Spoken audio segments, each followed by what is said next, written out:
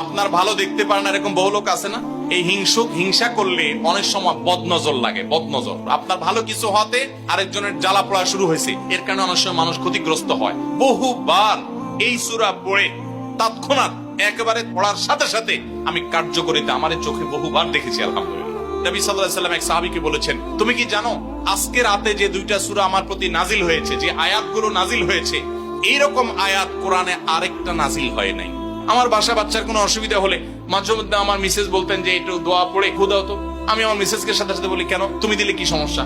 অনেক সময় বাচ্চাকে নিয়ে আসেন, হুজুর একটু তাকে দোয়া পড়ে ফু দিয়ে দেন, একটু পানি পড়ে দেন। আমরা কি দোয়া পড়ি আজকে সেটা আমি আপনাদের সামনে ফ্ল্যাশ করে দিলাম, জানিয়ে দিলাম। আপনার যদি কোনো বিপদ হয়, আজকে অনেক ভাই প্রশ্নে লিখেছেন, অনেক সময় মানুষ বলে, ভাই আমার বাচ্চাটার এই সমস্যা, আমার ওই ওয়াইফের এই সমস্যা, আমার স্বামীর এই সমস্যা, আমার এই সমস্যা।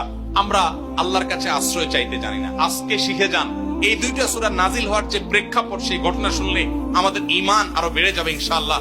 নবী সাল্লাল্লাহু আলাইহি ওয়াসাল্লাম একবার অসুস্থ হয়ে পড়েছেন এবং অসুস্থতাটা এত মারাত্মক ছিল যে আম্মা জান আয়েশা রাদিয়াল্লাহু তাআলা বলেছেন, অনেক কাজ তিনি করেন নাই, অথচ তিনি বলতেন তিনি করেছেন, মানে তার মনে হতো তিনি করেছেন। আবার অনেক কাজ তিনি করেছেন, তিনি ভুলে যেতেন। মানে এরকম একটা অবস্থা তার তৈরি হয়েছে যে স্বাভাবিক না অস্বাভাবিক, আমাদের অনেকের হয়।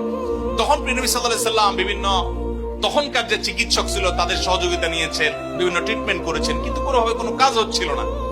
আল্লাহ রাব্বুল আলামিন তার নবী সাল্লাল্লাহু আলাইহি সাল্লামের চিকিৎসার জন্য 2জন ফেরেশতা পাঠিয়েছেন।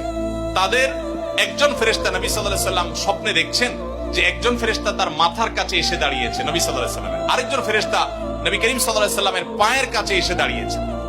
মাথার কাছে যে ফেরেশতা দাঁড়িয়েছেন, ওই ফেরেশতা পায়ের কাছে থাকা ফেরেশতাকে জিজ্ঞাসা করছিলেন যে এই লোকটার কি হয়েছে, অর্থাৎ নবী সাল্লাল্লাহু আলাইহি সাল্লামের কি হয়েছে। তখন পায়ের কাছে থাকা ফেরেশতা খুব মনোযোগ সহকারে শুনেন, পায়ের কাছে যে ফেরেশতা দাঁড়ায় ছিলেন উনি বলতেছেন, ওনাকে, অর্থাৎ আমাদের নবী সাল্লাল্লাহু আলাইহি ওয়াসাল্লামের কথা বলছেন, ওনাকে জাদু করেছে। পায়ের কাছে থাকা ফেরেশতা এটা বলার পর মাথার কাছে থাকা ফেরেশতা আবার জিজ্ঞাসা করলেন, কে জাদু করেছে? পায়ের কাছে থাকা ফেরেশতা তার নামও বলেছে, লাবিদ ইবনে আসাম নামে এক ইহুদি, উপর দিয়া মুনাফিক মুসলমান সাজছে, আসলে সে ইহুদি, সে জাদু করছে নবী সাল্লাল্লাহু আলাইহি ওয়াসাল্লাম। এটা বলার পর আবার মাথার কাছে ফেরেশতা জিজ্ঞাসা করলেন, জাদুটা কোথায় আছে, কিভাবে করেছে? তখন বলা হলো যে চুলে জাদু করেছে, জাদুর মন্ত্র পড়ে চুলে গিরা দিয়েছে, গিরা দিয়ে জাদু করেছে।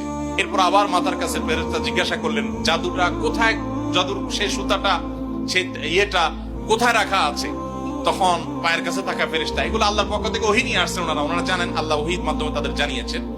তো তারা বললেন যে, তিনি বললেন যে সেটা অমুক কূপের নিচে, পাথরের নিচে চাপা দিয়ে রাখা আছে।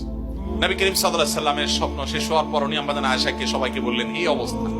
এরপর তিনি সেই সুতা তুলে আনলেন, সুতা তুলে এনে সেটা যখন ধ্বংস করলেন, গিরা খোলার ব্যবস্থা করলেন, সেই চুল, তখন দেখা গেল নবী সাল্লাল্লাহু আলাইহি সাল্লামকে আল্লাহ তাআলা অলৌকিক ভাবে সাথে সাথে সুস্থ করে দিয়েছে। আপনি কোন আলিমের কাছ থেকে দোয়া দুরূদ পড়িয়ে নিতে পারেন, পানি পড়া নিতে পারেন, তেল পড়া নিতে পারেন, শরীরে ফু দিয়ে নিতে পারেন, এগুলো জায়েজ। রুকিয়া, ঝাড়ফুঁক বলে এগুলোকে, কোরআন আয়াত দিয়ে এগুলো করলে অসুবিধা নেই ঝাড়ফুঁক করা। কিন্তু আপনারা যারা এখানে আছেন সবাই এই আমলটা করতে পারেন। সেটা কি? সূরা ফালাক এবং সূরা নাস আপনারা ঠিকমতো